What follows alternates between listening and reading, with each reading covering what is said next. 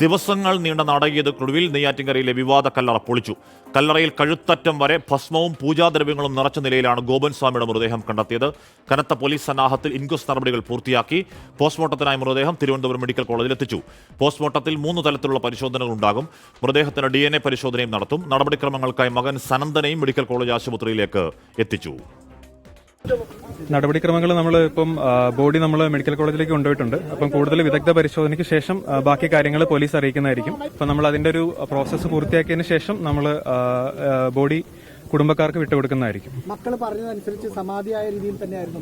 ഇല്ല, അതൊക്കെ നമ്മുടെ അന്വേഷണത്തിന്റെ ഭാഗമാണ്. അതൊക്കെ പോലീസ് വഴി അറിയിക്കും. പോസ്റ്റ്മോർട്ടം നടപടികൾ ഉടൻ തുടങ്ങും. പോസ്റ്റ്മോർട്ടം നടപടികൾ നമ്മൾ ചെയ്യും. അതിനുശേഷം നമ്മൾ ബോഡി വീട്ടുകാർക്ക് വിട്ടുകൊടുക്കും. തീർത്തും ജീർണിച്ച അവസ്ഥയിലായിരുന്നു? ഇല്ല, അതൊക്കെ നമ്മൾ അന്വേഷണത്തിന്റെ ഭാഗമാണ്. അതൊക്കെ പോലീസ് അവരുടെ റിപ്പോർട്ടിന്റെ ഭാഗമാണ്. അതൊക്കെ അവർ അന്വേഷണത്തിന് ശേഷം അറിയിക്കുന്നത്. ഇരിക്കുന്നതായിട്ടാണ് കണ്ടത്. ഇരിക്കുന്നതെന്ന് പറഞ്ഞാൽ സമാധിയായിട്ട് ചമ്മം പൊട്ടി ഇരിക്കുന്നതായിട്ടാണ് കണ്ടത്. ഭസ്മമൊക്കെ ഉണ്ടായിരുന്നോ? ഭസ്മം മാത്രമേ കാണാൻ പാടുള്ളൂ.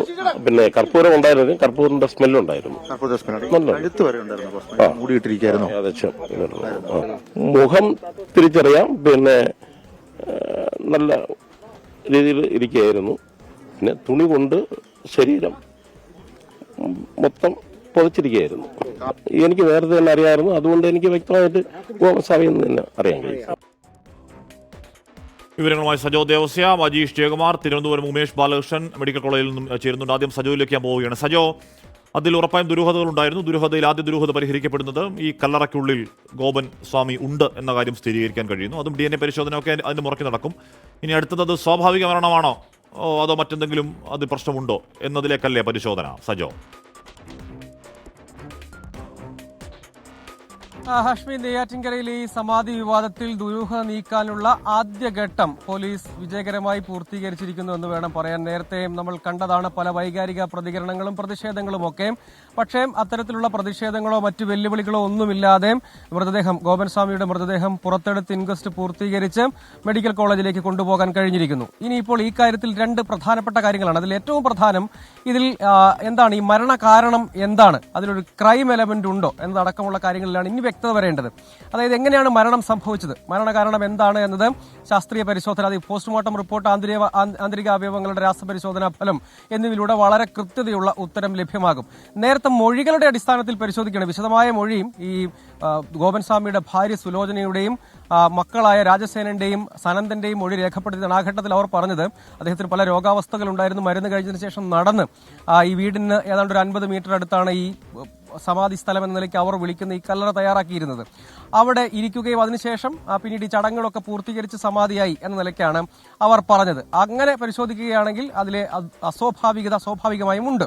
അങ്ങനെയെങ്കിൽ ഈ കാര്യത്തിൽ ഒരു ദുരൂഹത നീക്കാൻ കഴിയുന്ന ഏറ്റവും പ്രധാനപ്പെട്ട കാര്യം, അതായത് ഈ അത് സ്വാഭാവികമായും മരിച്ചതിന് ശേഷമാണോ അവിടെ ഇങ്ങനെ കൊണ്ട് സമാധി ഇരുത്തിയത്, അതല്ല അങ്ങനെ അദ്ദേഹം സമാധി സ്ഥലത്തേക്ക് ഇരിക്കുമ്പോൾ സ്ലാബ് ഇട്ട് മൂടുമ്പോൾ ജീവൻ ഉണ്ടായിരുന്നോ, ശ്വാസം മുട്ടിയാണോ, മറ്റേതെങ്കിലും സാന്നിധ്യമുണ്ടോ, ഇങ്ങനെയുള്ള കാര്യങ്ങളിലൊക്കെ വ്യക്തത വേണം. അങ്ങനെ ഒരു ക്രൈം എലമെന്റ് അതിലുണ്ടോ എന്നത് ഈ പോസ്റ്റ്മോർട്ടം റിപ്പോർട്ട് കിട്ടുമ്പോൾ തന്നെ വ്യക്തമാവും. തുടർ നടപടികൾ സ്വീകരിക്കുകയും ചെയ്യും പോലീസ്. നമ്മളിപ്പോൾ ഈ വീടിന് മുൻപിൽ തന്നെയാണുള്ളത്. ഇവിടെ ഇപ്പോഴും പോലീസ് സാന്നിധ്യമുണ്ട് എന്നാണ് ശ്രദ്ധേയമായ ഒരു കാര്യമായി എടുത്തു പറയേണ്ടത്. അതായത് ഏറ്റവും പ്രധാനമായും ഉള്ള ചോദ്യങ്ങൾ, ഇനി വ്യക്തത വരാനുള്ള ചോദ്യങ്ങൾ, ഇത് സ്വാഭാവിക മരണമാണോ അസ്വാഭാവിക മരണമാണോ എന്ന ചോദ്യത്തിനുള്ള ഉത്തരമാണ് ലഭ്യമാകേണ്ടത്. എന്തായാലും അത് പോസ്റ്റ്മോർട്ടം റിപ്പോർട്ട് കിട്ടിയതിന് ശേഷം മാത്രമേ ആ ഉത്തരങ്ങൾക്ക് ഒരു വ്യക്തത വരികയുള്ളൂ. എന്തായാലും ഈ കുടുംബം പറഞ്ഞു വന്നിരുന്നത് രാവിലെ 10:30 കഴിഞ്ഞ വ്യാഴാഴ്ച രാവിലെ 10:30 അദ്ദേഹം സമാധി ഇരിക്കാൻ പോവുകയാണെന്ന് മകനോട് പറഞ്ഞതിന് ശേഷം വീട്ടിൽ നിന്ന് നടന്ന് ഈ ഒരുക്കിയിരിക്കുന്ന കല്ലറയിലേക്ക് നടന്നുപോയിരുന്നു. അവിടെ ജ്ഞാന തപസ് ആ രൂപത്തിൽ ഇരുന്നുവെന്നാണ് മകൻ പറഞ്ഞത്. അവിടെ ഇരുന്ന് ഏതാണ്ട് 1 മണിക്കൂർ കഴിഞ്ഞപ്പോഴേക്കും അദ്ദേഹം വിശ്വാസപരമായിട്ടുള്ള ചില ടേമുകളാണ് യൂസ് ചെയ്തിരുന്നത്. അതായത് അദ്ദേഹം പറഞ്ഞത് അദ്ദേഹം തപസ്, അതായത് ആത്മീയതയിലേക്ക് യാത്ര തുടങ്ങി എന്നുള്ളതാണ് മകൻ രാജസേനൻ പറഞ്ഞത്. അത് അപ്പോൾ തന്നെ അവർ ഈ പൂജാകർമ്മങ്ങളൊക്കെ തുടങ്ങി. അതിനുശേഷം ഏതാണ്ട് രാത്രി പുലർച്ചയോളം നീളുന്ന വലിയ പൂജയൊക്കെ നടത്തിയതിനു ശേഷമാണ് ഈ കല്ലറ മൂടി അതൊരു കൃഷ്ണശില വെച്ച് അടച്ച് അത് സമാധിയായി എന്ന് മകൻ പറയുന്നത്. പക്ഷേ ആ ഭാഗം കറക്റ്റ് ആണല്ലേ? അതായത് ഇരുത്തി, സമാധിയുടെ രൂപത്തിൽ ഇരുത്തി, പിന്നീട് ഭസ്മം നിറച്ചു, ഈ സ്ലാബ് ഇട്ടടച്ചു. അത്രയും ഭാഗം കറക്റ്റാണ്. അതെ, അത് ഈ ഇൻക്വസ്റ്റ് നടപടികൾ തുടങ്ങിയപ്പോൾ തന്നെ, അതായത് 7:15 പോലീസും അതേപോലെ തന്നെ ഫോറൻസിക് വിദഗ്ധരടക്കം എല്ലാവരും കൂടെ എത്തി സബ് കളക്ടറുടെ നേതൃത്വത്തിൽ കല്ലറ പൊളിക്കൽ നടപടി തുടങ്ങി. 7:15 കല്ലറ പൊളിച്ചു, അവിടെ മൃതദേഹമുണ്ടെന്ന് ഉറപ്പുവരുത്തി. പിന്നീട് 3 വശവും പൊളിച്ച ശേഷമാണ് പോലീസ് ഇൻക്വസ്റ്റ് 7:30 ഇൻക്വസ്റ്റ് നടപടികൾ തുടങ്ങുന്നത്. അപ്പോൾ ഈ മൃതദേഹം ഇരുന്നത് ഈ തപസ് ഇരിക്കുന്ന രൂപത്തിലായിരുന്നു. അതായത് ഈ ഗോപൻ സ്വാമിയുടെ മൃതദേഹം ഇരുന്നത് ഇരിക്കുന്ന രൂപത്തിൽ തന്നെയായിരുന്നു. മാത്രമല്ല ഈ കഴുത്തിന്റെ അറ്റം വരെ ഭസ്മം ഉണ്ടായിരുന്നു. കഴുത്തിലൊരു രുദ്രാക്ഷമാല അദ്ദേഹം ധരിച്ചിട്ടുണ്ടായിരുന്നു. അരകിൽ കാവി വസ്ത്രം ധരിച്ചിട്ടുണ്ടായിരുന്നു. മുകളിൽ ഒരു വെള്ള വസ്ത്രം ഉപയോഗിച്ച് പുതച്ചിരുന്നു. അങ്ങനെ ഈ ഒരു വല്ലാതെ ജീർണിച്ചിരുന്നില്ല എന്നാണ് പോലീസ് പറയുന്നത്.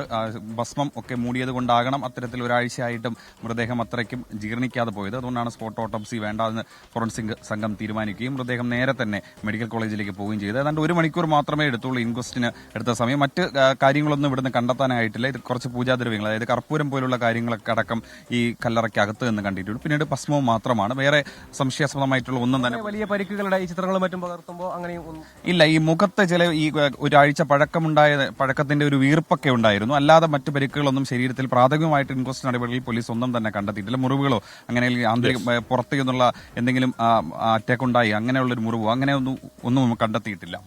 ഹാഷ്മി, ഏറെ നാടകീയതകൾ, ദുരൂഹതകൾ സംസ്ഥാന ചരിത്രത്തിൽ തന്നെ ഇങ്ങനൊരു കേസ് സമാധി ഒക്കെ ഉണ്ട്. പക്ഷെ ഇങ്ങനെ ഒരു കേസ് അപൂർവമായിരിക്കും. ഇത് ഈ കാണുന്ന വീടാണ് ഗോപൻസ്വാമിയുടെ വീട്. ഇവിടെ നിർമ്മിച്ചിരിക്കുന്നത് ആ ക്ഷേത്രമാണ്. തൊട്ടു ചേർന്ന ആ ഷീറ്റ് കൊണ്ട്, ടാർപോളിൻ കൊണ്ട് മറച്ചു വെച്ചിരിക്കുന്ന സ്ഥലമായിരുന്നു ഈ കല്ലറ ഉണ്ടായിരുന്ന ആ ഭാഗം. ആ നടപടിക്രമങ്ങൾ പോലീസിന് പൂർത്തീകരിക്കാൻ കഴിഞ്ഞിട്ടുണ്ട്. വിജയനെ പൂർത്തിയാക്കുന്നു എന്ന് പറഞ്ഞാൽ സയന്റിഫിക് ടെമ്പറുള്ള നിയമവാഴ്ചയുള്ളൊരു നാടാണ്. ആ നാട്ടിൽ ഒരു മരണം ഉണ്ടാകുമ്പോൾ അതിൽ ദുരൂഹത നാട്ടുകാർ ആരോപിക്കുന്നു. സ്വാഭാവികം ആ ദുരൂഹത ആരോപിക്കപ്പെടുമ്പോൾ ദുരൂഹത പരിഹരിക്കൽ എന്നുള്ളത് പോലീസിന്റെയും സ്റ്റേറ്റിന്റെയും ഉത്തരവാദിത്വം കടമയുമാണ്. അതിന് പ്രകാരം തന്നെ പോലീസ് നീങ്ങുന്നു. അതിനിടയിൽ ആദ്യഘട്ടത്തിൽ ദൗർഭാഗ്യകരമായ ചില സംഭവങ്ങൾ ഉണ്ടായി എന്നുള്ള സത്യവുമാണ്. ഉമേഷ് ബാലകൃഷ്ണൻ തിരുവനന്തപുരം മെഡിക്കൽ കോളേജ് ചേരുന്നുണ്ട്. ഉമേഷ്, പോസ്റ്റ്മോർട്ടം നടപടികളുടെ പ്രൊസീജിയർ തുടങ്ങിയോ? ഇനി അതിൽ അറിയാനുള്ളത് അത് സ്വാഭാവിക മരണം തന്നെയാണോ, അതോ ഒരു ശ്വാസം മുട്ടിയുള്ള മരണമൊക്കെ അതിൽ ഉണ്ടായിട്ടുണ്ടോ, ഒരു ക്രൈം എലമെന്റ് ഉണ്ടോ എന്നാണ് അറിയണമെങ്കിൽ അത് പോസ്റ്റ്മോർട്ടം റിപ്പോർട്ട് പുറത്തേക്ക് വരണം. എപ്പോൾ അതറിയാൻ കഴിയും ഉമേഷ്? ഹാഷ്മി, പോസ്റ്റ്മോർട്ടം നടപടികൾ ഇപ്പോൾ ആരംഭിച്ചിട്ടുള്ളൂ. അല്പം മുൻപാണ് ഗോപൻസ്വാമിയുടെ മൂത്ത മകൻ സനന്ദനെ ഇവിടെ എത്തിച്ചത്. നടപടിക്രമങ്ങൾ പൂർത്തിയാക്കി ഇപ്പോൾ പോസ്റ്റ്മോർട്ടം നടപടികൾ ആരംഭിച്ചിട്ടുണ്ട്. ഇൻക്വസ്റ്റ് നടപടികൾ പൂർത്തിയാക്കിയപ്പോൾ ശരീരത്തിൽ മറ്റ് അസ്വാഭാവികമായെന്ന് തോന്നിക്കാവുന്ന മുറിവുകളോ ക്ഷതങ്ങളോ ഒന്നും കണ്ടെത്തിയിട്ടില്ല എന്നാണ് പോലീസിൽ നിന്ന് ലഭിക്കുന്ന വിവരം. ഇത്തരത്തിൽ കാവി പുതച്ച്, അതായത് പൂർണ്ണമായി ഭസ്മം നിറച്ച രീതിയിലായിരുന്നു മൃതദേഹം. അതിനുശേഷം ശരീരത്തിൽ കാവി പുതച്ചിരുന്നു. അത് മാറ്റിയപ്പോൾ കയ്യിൽ തോർത്ത് ഇട്ടിരുന്നു. അതാണ് ഉണ്ടായിരുന്ന ഒരു വസ്ത്രം എന്ന് പറയാവുന്ന രീതിയിൽ. ശരീരത്തിൽ മറ്റ് അസ്വാഭാവികമായ മുറിവുകൾ കണ്ടെത്തിയില്ല. ശരീരം അഴുകി തുടങ്ങിയിരുന്നു. അതുകൊണ്ട് തന്നെ കൂടുതൽ പരിശോധനകൾ വേണം. അതുകൊണ്ട് തന്നെയാണ് പോസ്റ്റ്മോർട്ടത്തിന് വേണ്ടി കൂടുതൽ ടീമിനെ തന്നെ നിശ്ചയിച്ചിരിക്കുന്നത്. 2 ഫോറൻസിക് സർജന്മാർ, ആർ ശാലിനിയുടെ നേതൃത്വത്തിലുള്ള ഫോറൻസിക് സർജന്മാരും ഒരു PG ഫോറൻസിക് വിദ്യാർത്ഥിയുമാണ് ഇപ്പോൾ നിലവിൽ ഈ പോസ്റ്റ്മോർട്ടത്തിന് നേതൃത്വം നൽകുന്നത്. 8 അംഗ സംഘമുണ്ട്.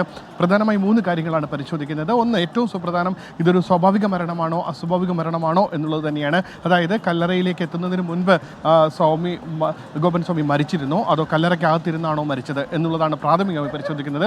അതിന് കല്ലറയ്ക്കകത്ത് എത്തിച്ചതിന് ശേഷമാണ് മരിച്ചതെങ്കിൽ സ്വാഭാവികമായി അവിടെ കഴുത്തോളം ഭസ്മം നിറച്ചിരുന്നു. ശ്വാസകോശത്തിലടക്കം ഭസ്മത്തിൻ്റെ ഒരു അളവ് കണ്ടെത്താനാകും. അതിൽ തന്നെ പ്രാഥമികമായ ഒരു നിഗമനത്തിലേക്ക് പോലീസിന് എത്താനാകും എന്നാണ് ഫോറൻസിക് ഉദ്യോഗസ്ഥരടക്കം പറയുന്നത്. രണ്ടാമത്തെ കാര്യം, മരിച്ച ശേഷമാണ് എത്തിച്ചതെങ്കിൽ അത് മറ്റ് ശ്വാസകോശത്തിലോ മറ്റോ അസ്വാഭാവികതകളൊന്നും, അതായത് ഭസ്മത്തിൻ്റെ അളവോ മറ്റൊന്നും കാണാൻ സാധ്യതയില്ല എന്നാണ് പറയുന്നത്. ഈ കൂടാതെ മറ്റു സുപ്രധാനമായ ശരീരത്തിൽ മറ്റെന്തെങ്കിലും ക്ഷതങ്ങളോ മുറിവുകളോ ഉണ്ടായിട്ടുണ്ടോ, അത് മരണകാരണമായിട്ടുണ്ടോ എന്നുള്ളതാണ് പരിശോധിക്കേണ്ടത്.